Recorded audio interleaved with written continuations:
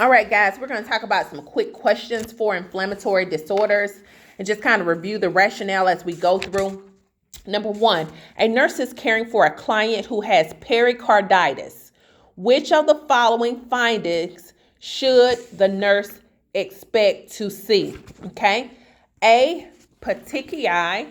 We know that's not correct because with petechiae, we expect to see the patient with endocarditis. Okay. That's endocarditis. We talked about infective endocarditis as being one of those things that we see the petechiae present with. Our second thing is a murmur, okay, possibly. C is a rash, possibly.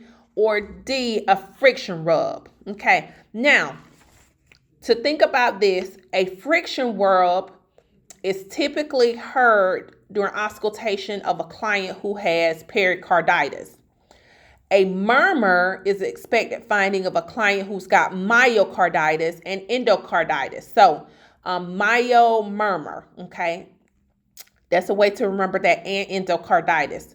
Rash is often expected in a client who has rheumatic endocarditis. The rash is going to be probably with that rash on the trunk that you'll see. That's going to be your rheumatic endocarditis. So make sure you guys know how to differentiate the difference between pericarditis, myocarditis, rheumatic endocarditis, and infective endocarditis. Second question says, a nurse is caring for 4 clients. Okay, this sounds like a priority question. Which of the following clients should the nurse identify as being at risk for rheumatic endocarditis? Well, Ms. Seabrooks, this is a risk for question. Okay, the patient is at risk for rheumatic endocarditis. A, an older adult who's got chronic obstructive pulmonary obstructive disease, that's COPD. Typically, they're not at risk for rheumatic endocarditis unless they develop rheumatic fever, okay? B, a child who has streptococcal pharyngitis. Ding, ding, ding, ding, ding. If the sirens didn't go off in your head, you've missed everything I said on the last lecture, okay? C was middle-aged woman with lupus, or D, a young adult recently received a body tattoo. With our rheumatic, we're going to be thinking about the streptococcal pharyngitis. Now, with a person who has been recently tattooed, they're at risk for that infective, that tattoo, that needle from that tattoo is going to cause an infection, which is going to lead them to infective endocarditis, okay? So that's the way to think about that one. So my correct answer is going to be B, a child who has streptococcal pharyngitis. Remember, I said I want to go ahead and get that child treated because I don't want any complications coming down the road. Next question says, a nurse in a clinic is caring for a client who has been on long-term NSAID therapy to treat pericarditis. NSAIDs, long-term, that doesn't go together, okay? Which of the following laboratory findings should the nurse report to the provider? Platelets of 100,000. Okay. B, serum glucose of 110.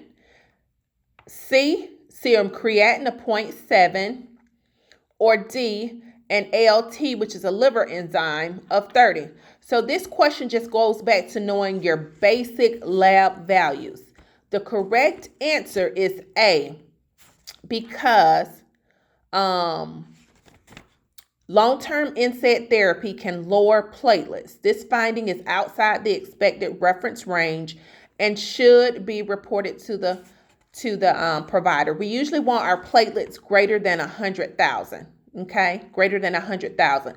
Blood glucose, that's going to be my prednisone. Kidney function, my BUN and my creatinine were normal, so that wasn't correct. And then my liver function, my ALT level, that level is also within normal range. So again, guys, question number 3 was simply about knowing your lab levels. Okay. Number 4, a nurse is assessing a client who has splinter hemorrhages.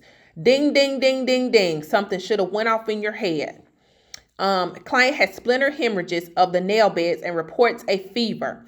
The nurse should identify these findings as manifestations of which of the following disorders. So number 4, your correct answer is going to be A, infective endocarditis, B, pericarditis, C, myocarditis, or D, rheumatic endocarditis. The correct answer is going to be A. Splinter hemorrhages and nail beds and a report of fever are hallmark signs and symptoms of the patient associated with infective endocarditis. Okay?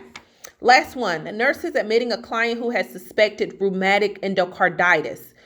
The nurse should expect a prescription for which of the following laboratory tests to assist in the confirmation of this diagnosis. Rheumatic endocarditis. So rheumatic fever, I'm automatically thinking strep throat, okay, streptococcal pharyngitis. So that should have sent off a ding, ding, ding that a throat culture can reveal the presence of streptococcus, which is the leading cause of rheumatic endocarditis. And that concludes this section on inflammatory disorders. I hope I've been able to hit some nuggets for you to kind of pull it all together. But again, I do encourage you to review the videos that are uploaded in this module as well. Hope all minds and hearts are clear. Thank you.